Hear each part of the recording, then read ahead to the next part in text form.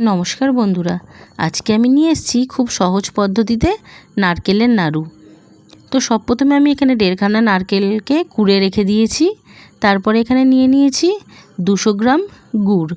গুড়ের সঙ্গে নারকেলটাকে খুব ভালো করে চটকে চটকে মাখতে হবে। মাখাটা কিন্তু খুব ভালো করে করতে হবে। এইভাবে খুব ভালো করে চটকে নিয়ে দিয়ে দেবো সামান্য একটু এলাচের গুঁড়ো। এলাচের গুঁড়ো দিয়েও খুব ভালো করে আরেকটু মেখে নিয়ে কিছুক্ষণ রেখে দেব। এবার আমি গ্যাস অন করে লাগাতার এটাকে নাড়িয়ে যেতে হবে।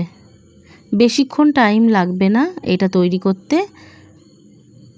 7 থেকে 8 মিনিট নাড়িয়ে নিলেই নাড়ু তৈরি হয়ে যাবে।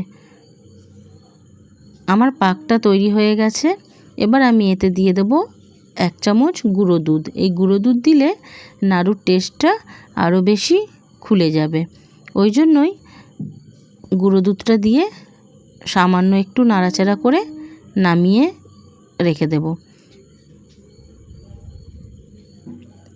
এবার এটা থেকেই ছোট ছোট করে নাড়ুর আকারে নিয়ে নাড়ুগুলো পাকিয়ে নেব। দেখুন কত তাড়াতাড়ি আর খুব সহজ পদ্ধতিতে তৈরি হয়ে গেল নারকেলের নাড়ু। এইভাবেই আপনারা একবার তৈরি করে দেখবেন, বেশি টাইমও লাগবে না আর খেতেও কিন্তু সুস্বাদু।